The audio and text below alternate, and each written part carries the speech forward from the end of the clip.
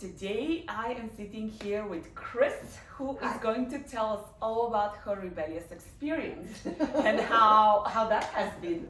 I'm going to tell you about torture and enjoying it, huh? Torture and enjoying it, Yeah. see? So tell us about what got you started on your rebellious journey. Well, earlier on, I thought, well, I need to be more limber as I grow old. I was 58, 59 when we first met, and I went to some of the group classes because I just thought I need more flexibility, mobility. I felt I was really strong. I mean, I was a garden warrior. I love to work out in my garden. I would walk 5 miles, I'd hike. So I thought I was in good shape, but I wanted flexibility. Then my inflexibility caught up with me and my illusions of strength. I was pushing up a wheelbarrow full of rocks up a muddy hill, and then all of a sudden I felt sort of pain, and I thought, oh, it's just, a sprain or something like that. Tried to do Pilates, couldn't do it, and realized that something was not quite right. And this happened actually during COVID. So I had a remote orthopedic appointment, and they told me I had arthritis. They did an x-ray, a simple x-ray, and told me I had arthritis and sent me to physical therapy, of which I couldn't do because I was in so much pain. And I'm like, what the heck is going on? So, 6 months later, taking a break from Pilates and essentially everything, because I couldn't walk upstairs, I couldn't put on my pants. I mean, I was just struggling to get anything done in the pain. Finally, they got an MRI and told me that I had a scissor tear of my quadriceps tendon. And so there's nothing to do for this surgically, which thank God, because I don't want to have a knife done, but I was like, I'm in pain. How long is this going to take? So I Googled it. Of course. I Googled it, and I read something like 1 year just to heal. And so at that point, I'm like, I've just got to try something, and I have to just do something different, because physical therapy I didn't trust anymore because they had the diagnosis wrong, and it's like, what am I going to do at physical therapy when I can't put on my pant leg? So I turned to Maria and said, can we do something to get me, healed, as well as to sort of get that flexibility and strength and all back. I was scared because I couldn't go up the stairs. So your posture was very much impacted. The way you were walking was very much impacted. Quasimodo. That would explain it well. Yeah, it that kind of looked like Quasimodo. that. So, and I remember we started with 30-minute sessions just because there was no way for you to do anything for an hour. And what has that experience been like? So in the past 3 years, 4 years, something like that? Little things add up is all I have to say. It's just because you think you think you're crazy. You think Yes, you're you crazy. do. But it's like I had no choice. It's either do this and be told I have arthritis and all these other issues, and that this is the way it's going to be, and they don't want to talk about what I could do, and I didn't know what to do anymore. So so doing a little thing, and actually it began to be the little thing then said, oh, I can do it, and I'm feeling a little better.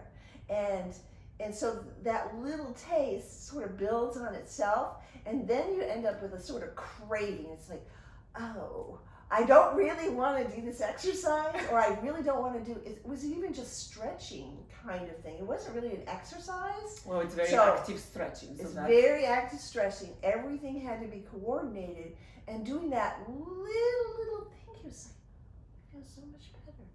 Oh, look at this. I can move my leg a quarter of an inch this way, rather than having everything sort of fuse. I was frightened of looking like a 90-year-old woman that had bad osteoarthritis and was going around Costco like this. I just couldn't do it. And the more I watched people and their posture and what it was doing, I was like, oh, I'm beginning to get what the idea is to get your body flexible but strong and flowing. And it began to be, for me, it began to think, oh, why didn't I learned how to move like this way before, because it's so much easier when you're When you doing do it it, right, when right? you're doing it right, and it's so much more comfortable, and you feel like you feel just elegant. Anyway. How are the workouts feeling? We have a lot of laughter. We do, about the positions too.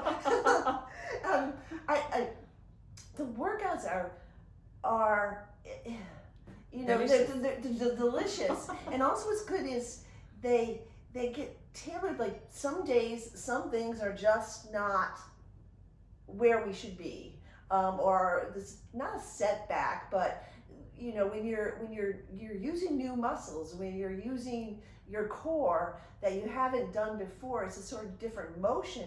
But sometimes, you know, during the day, because you're trying to get things done, or you're asked to perform in a certain way, or I'm a physician, so I have to do certain procedures. So tradition and habit makes my body go to a certain position, which then knocks out something. And so Maria always sort of, before we even begin a workout, it's not like, oh, today we plan to do 20 zillion of cardio. No, it's sort of, how do you feel? How are you walking? How are you moving?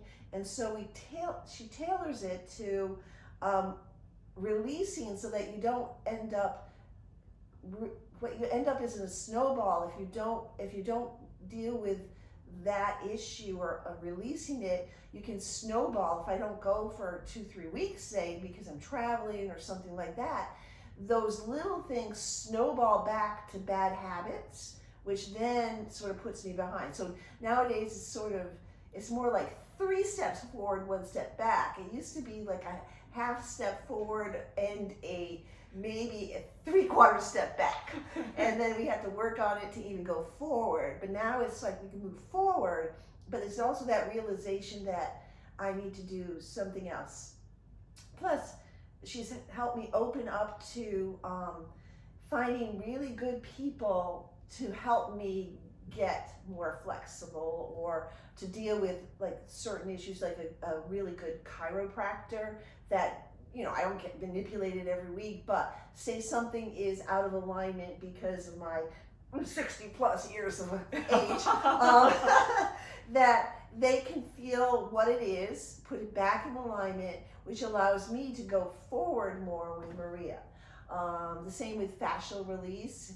And you think that, yeah, this is craziness, but actually you realize when something is released and it's not painful what they do to you, that it helps, again, with the movement, with the ability to perform and do the exercises. And even if it's like just 2 repetitions, that's all we do. But it's an amazing amount of work that gets you with these little things very far. Yeah. Yeah. What has been your experience working together, like personally? Oh, it's just fun. Even though she kills me and tortures me. I tell With love. I know. And I come back so happy. My husband, he goes, oh, how was Pilates? And I go, oh my God, it was such work. And she tortured me. And he's like, yeah, really. She keeps coming back. So happy. He's so happy. But it's wonderful when your body just feels released. It's just and then you begin to crave that feeling other places in your life. And when you're sort of more happy, just because you're at peace, or you realize you have a choice, you're choosing to move, you're choosing to like focus on things, you're choosing to be more creative or whatever, it helps you do that. But then you realize how constrained everybody else is. Becomes more evident. Yeah, it becomes more evident because you feel like you made the decision to figure out and to help your body move better. But that in your body feeling release and moving, it also does something to your mind. They both go along together. And that feeling of flowing that your body experiences, your brain knows that it's there and wants it for the rest of your experiences. So it's just a very calming kind of thing that people can get through, I guess, in some ways other techniques, but this ties it all together, I think, Pilates. It ties the body to the mind, to flowing, and begins to connect them, because you got to use your brain here in order to do what Maria wants me to do. It's like, really, Maria? Really, Maria? Yes, I'm like, you're a doctor, you got this. I like that. You're a doctor, you got this. I'm like, oh God. I have faith in you. I have faith in me. Yeah. Just hold and make sure I don't like.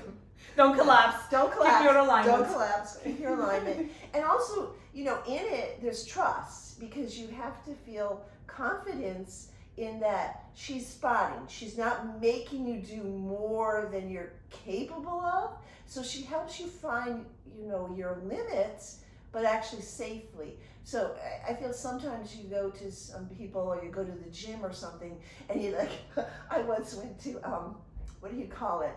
Where they, it's boot camp. That's it. A boot camp class? Yeah. Oh my God. That's a different level of fitness. Well, it's a different level of fitness. But the idea is everybody was just trying to outperform each other. Do it faster, do it with more grunts, more sweat and all. And I'm thinking, but in that sense is they're all pushing their edges, but there's nobody with it's not that control over your body. They're pushing it and they're thinking that's doing them good. Whereas like me with the wheelbarrow, I pushed too much. I didn't learn that my body is giving me messages. And I, in some ways, think the injury was because of everything else I did. I was tight. I was doing the wrong kind of exercises in the sense of pushing myself, and therefore I'm really in shape, right? And all I need is adding on flexibility. But Pilates makes you have to control what you do, and the trust is in that you're with a trainer or somebody that understands that your body has a limit and you can't push it. I would have loved to have been where I'm at after 1 month. And Me only too. Maria, me too. Yeah, but Maria, knows that you can't get there that way. So there's the trust that the spotter, that the person doing the training is not going to allow you to go into the mental pattern that we have these days of more, faster, better, and I'm not making progress, because there are moments where you just go, well, what am I doing? 2 push-ups or two of these little things when I put my legs out, and I'm coming here twice a week to do this. This is craziness, and it's taking so slow, but when you look back, all of it was done, and I'm better than when I was, and more mobile than I was before the injury. And the other thing is, I realize it's not all about pushing to the edge and that you can hurt yourself there. And it's just what you do is you incorporate the movement, you incorporate your strength throughout the day, not just in the half hour of the workout, in the way when you go to sleep. The other ways that you alternate what you do during the day. Functional movement. It's functional movement. Yeah. And I love when everything is functional and working and for that sort of purpose. And with functional movement, it's also sort of functional thought, which also helps free you. The mindset stuff, right? Yeah, exactly. It frees you to just be or enjoy the moment of like, Maria, really? You're killing me. Where's the whip? I need the whip. She loves the whip. We love the whip. It's fun to go home and just. My husband called me one day during the Pilates session, and there I was with my legs up and down, and he called me, and he usually never calls me, and I'm thinking, what the heck? And he's called me again, and I'm like, I better answer it. So Maria goes and gets my phone, and my feet are out to here, my arms are up here, and she puts it up to her, and I go, yes, dear. And he tells me something, I'm like, do you know what position I'm in right now? I mean, really, dear? Not a good time. I'm in Pilates, Anyway, we laugh, and it makes you laugh at other things in life too. It's just like, oh, this is hard, but this is funny. You gotta laugh. You gotta embrace the discomfort. Exactly. And I mean, how far you have come from where you started with the injury. I mean, really. Yeah. To where you are today. Right. Posture-wise, pain-wise. Right. And untangled. even when I have pain because I've done something repeatedly. It's no longer that I pushed the edge and tore something, right? I know not to do that, but when it happens, We've it's life learned to habit. do that. We've learned to do that. Yes. So that's not hopefully going to happen again unless there's some sort of accident or something like that. But what happens is during the day, old habits die hard. Old body positions are hard to not go back to when you're doing something, when you're tired or something.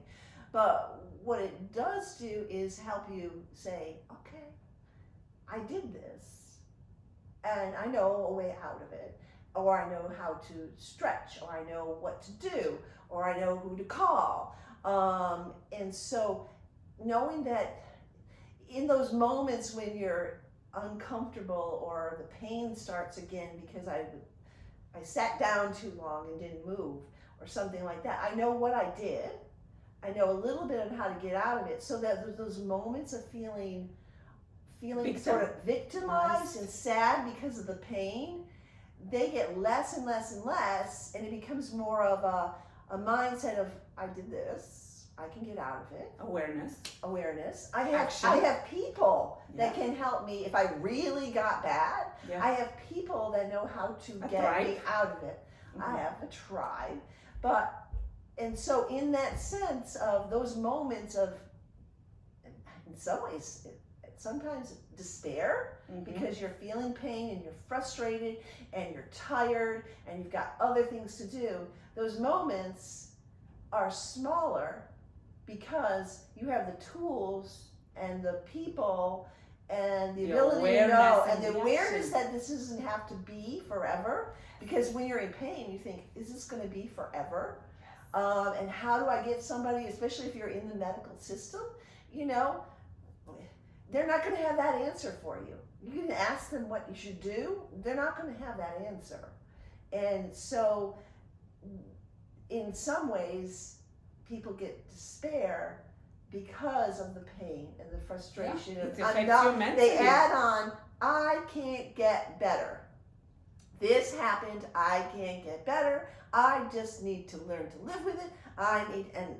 Taking medications for me, like Motrin and all, is out of the question because I get nosebleeds, I vomit, I have GI stress, I have side effects, and I just don't do well with medications. I'm not cuckoo bananas, I just can't take medications. Even a multivitamin pill causes nausea unless I have something to eat with it. So it's just known, it happens. But for me, that was not a way out either. It did not really relieve the pain. It didn't address the cause. It didn't address the cause. And so in those moments of like, I can't take medications, I actually did. I tried to be a good patient during this process. She's a physician. But I'm not a good patient. And during this process, when they said I had arthritis, that I should take this non-steroidal naproxen regularly in order to get a control of the inflammation and the pain. This is during COVID, so I don't really blame anybody. But in these remote visits. So my husband said, you're a bad patient. You don't do what they say. I'm like, okay, I'm going to try to get better.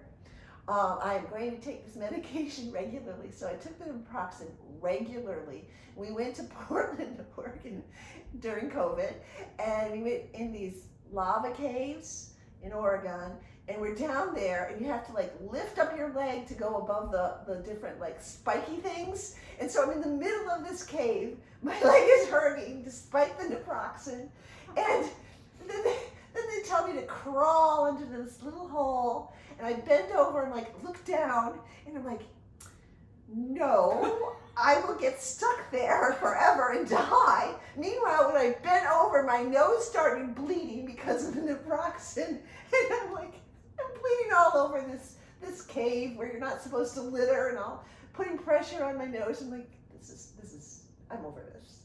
This is not the solution. This is not the solution. This is going back to Maria, so you have to.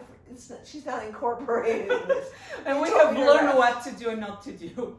Right, because part of the rehab is also learning when to rest and not using it because the thing had to heal. So we had to work around allowing a tendon 1 year to heal while not losing strength in other places and not losing flexibility. So we had to develop a really and create scarring and creating scarring. we didn't want it to freeze. Yes, it Yeah, was a lot. It was Yes. a lot, and it was. But you've had to make a lot of adjustments, and I think that has also been a mindset thing, right? Yeah. Well, and Chris likes to go, do. So Yeah. that has been an adjustment. We've had to talk through that because Yeah. that can also impact you mentally. Mm-hmm. Of well, I'm not able to do what I. So we've practiced on things such as how to walk, how to take stairs, like Right. basics, right? Yeah, walking ensure- stairs. I mean, you really want to feel like you're a little baby. It's in some ways when you first work on some of these things where you say, okay, let's work on the stairs. The first reaction is, but I'm an adult. And I know how to go upstairs. And then the other part, then the next reaction is, crap. This is gonna hurt, or this isn't gonna be easy. And then when it's not easy going upstairs, you in some ways just want to cry because you're thinking, Just want to I quit. just want to quit. I just want to go up the stairs and not think about it. Why am I working on going upstairs? This is so disappointing. Yeah, it's so menial. But it's kind of creating feeling. awareness of how you're not climbing the stairs, right? Exactly. Or how you're not sitting. How you're right, not or walking. How you're not walking right, and all of those little habits that again reinforce the old patterns that we have, Mhm. especially after an injury has been there, and there are all sorts of compensations which are kicking in Mhm. that we want to get rid of. Exactly. So, Right. yeah. And you just realize more and more of the day how you're doing it less and less. But it's not going to be 100%. It's a process. Even It's a today, process. I know when I get more tired or I'm busier, I fall back on bad habits. Now I catch them earlier. I try to correct them. And sometimes the corrections are not perfect either. So I guess part of the process is forgiving yourself. Ah, that's huge. Yeah, it's huge because That it's is really huge. hard. That goes Especially into when the you're mind. forgiving yourself because you don't know how to go up the steps. It's like, oh, God, really? I'll forgive myself because like I used a swear word, but forgiving yourself because you can't go up the steps properly is hard. Well, and that goes back to respecting your body, Mm-hmm. meeting it where it is. Mm-hmm. And after an injury, your body is not where it was pre-injury. Right. And you have the choice of quitting. Right. And I do have to say, I mean, there have been sessions where you have been very uncomfortable, Mm-hmm. but then you'll be like, I hate this exercise. But then you get up and you're like, oh, I feel amazing. Uh-huh. Right? Exactly. So It becomes almost an addiction in some ways to have your body and your mind feel like that. Because once you get a taste, you begin to realize it. So it's possible. it's possible, and it's partially learning how to have like the yin and the yang. There's the or balance. the little angel and the devil. The angel goes, see what can happen, and the little devil's like, it's taking too long. So it's this constant sort of, in some ways, during the day battle. Mhm. But the more you do it, the more you're The less the battle is. the less the battle is, Yeah. and you realize the happy you are in even just moments of being. It's. I know it sounds crazy, but it's true. You start And feeling you- crazy a little You bit. feel a little crazy, and people around you may not get it, so you can't.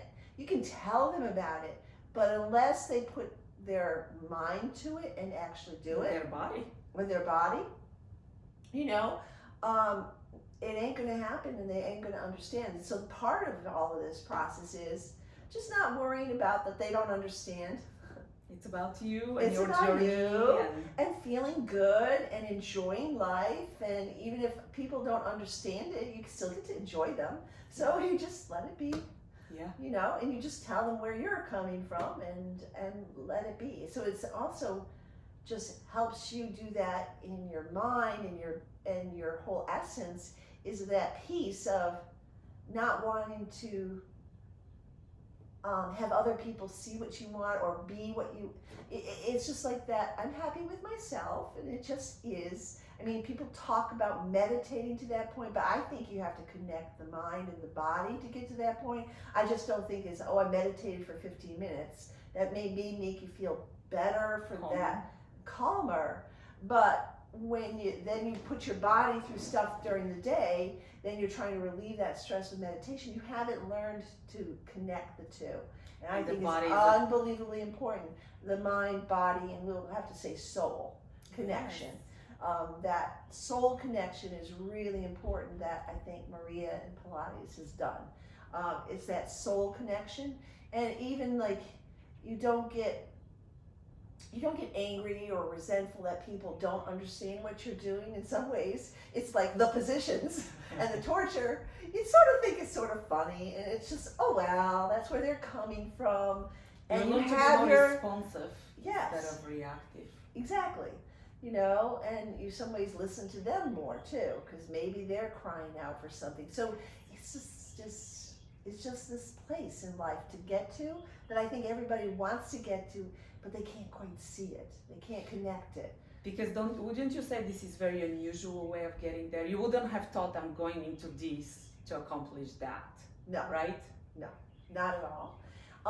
And also it's, what thought it just escaped me, you wouldn't think you're going into this to accomplish it. And I think people come to Pilates with the idea of it's just sort of like a different form of exercise, different form of like yoga, so that they stretch, like I came to it initially, right? Yeah. Adding a different component to my exercise regimen, right? Now, who would have thought that in Pilates, you do essentially, when you're trying to control these different things, you're breathing and all, it's again a process, but the body has to connect to the mind regularly. There's no disconnect. In Pilates, if you're really doing Pilates, it requires the mind to connect with the body, control the body, and then feel the body's feedback and messages and listen to the messages. It's a loop. And we have disconnected the loop, and in that we have also just sort of said that everything is a fast fix. And it doesn't. It doesn't. And that's the scary part for people. It's not going to be a fast fix. It's a life process. And I think we keep compartmentalizing our lives into, I'm going to do this, I'm going to do my aerobics training, I'm going to go to work, I do this, I have this thing to finish off, I have this thing to travel, I need to pack my bag. And so our life goes by in separate activity silos, in separate interactions with other people silos. Like we have this silo for work, we have this silo for our partner, we have this silo for some of our friends, and this silo for other friends. And so we just manage the silos, but we haven't learned to live and be part of the whole experience of the day. And when you begin the not the process, when you begin the practice of during the day, and it's not going to be every day, and it's not going to be every moment, but when you try to get the mind and the body connected throughout the day, started at the beginning, forgive yourself when you don't do that and you become reactive. It's normal human nature. Yeah. But when you've got that practice of connecting the mind and the body that the technique, let's say, of Pilates allows for, that practice and that repetition, then that means that you're practicing that whole life experience. It's very holistic and integrative. Very, yes. But it takes time. It takes time. Oh, yeah. And it's not just about the exercise. It takes time to realize that, that you're getting what you're getting out of it when you're here. So I get to talk about it, 3-4 years later? I mean, time flew during COVID. And there was a good solid 6 months I couldn't do anything. Ice, heat, to recover. sit, recover. It was an acute injury. It was bad. Yeah. So it's a process, but in a way, life is a process. And I feel like badly, like if I had known this back when I was 16 or 12 or something, and say, I was a big swimmer, but if I had known this, I would have been a much better swimmer. Well, yeah, I would have. I mean, we all would have all lived would have been very much differently. better. Yeah. You know, but much better. And I travel and I see some of these young teams like coming in and at a hotel because they have a meet or something, and I'm in the hotel at breakfast with the teams come down, and I look at them and think, oh, you guys.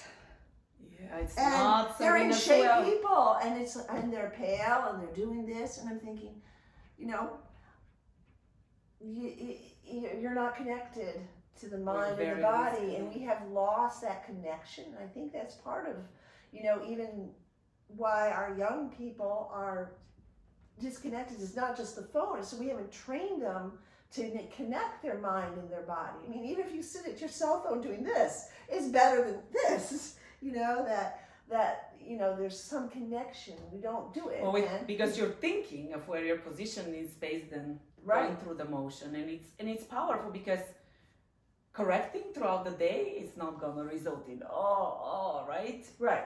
You're not gonna get all stiff and slouchy. No. And then it's much easier to go into doing everything instead of compensations kicking in, have to unkink the tightness and all those things. But again, that comes with awareness, and there is that period of do I do this? Do I do this? What do I engage? Do I pull here? Do I pull there? Yeah. How do I walk the steps? But over time, it's like the puzzle pieces start coming together. They do, and you know, and then you go to bed at night and you sleep. It's sleep becomes much better.